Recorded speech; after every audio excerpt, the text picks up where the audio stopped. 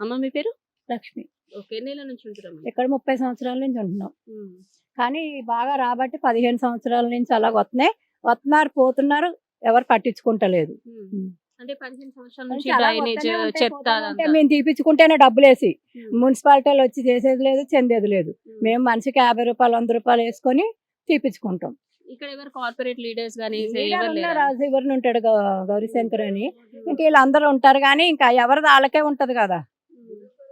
మరి చెప్తున్నా కదా గౌరీశంకర్ అని చెప్పాను నేను. అంటే 15 ఏళ్ల పాపం నుంచి ఆయన కూడా తిరుగుతాడు కానీ అటు ఇటు వాళ్ళతో లీడర్లతో వస్తాడు. మన ఎమ్మెల్యేలు కూడా వస్తారు కదా, వాళ్ళు వెనక వస్తుంటాడు. హ్మ్. వస్తారు కానీ చూస్తారు, వెళ్ళిపోతారు. హ్మ్. కానీ ఎవరు పట్టించుకుంటలేదు. హ్మ్. మరి మీ ఇంటి ముందు ముగ్గు ఇంటి వేసుకోవడం ముంగట అట్లా అదేం లేదు. మా ఇంటి ముంగట అయితే ముగ్గు కూడా ఉండదు.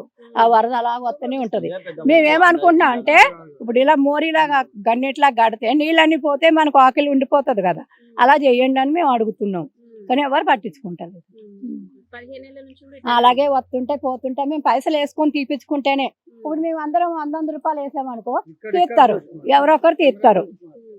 హ్మ్. ఎవరొకరు తీసి చేస్తారు పని.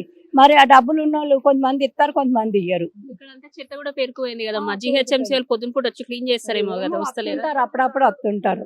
వస్తారు కానీ వాళ్ళు ఏదో ఇలా ఊడ్చుకుంటా పోతారు కానీ అన్ని దియ్యరు కదా లోపల జొర్రి.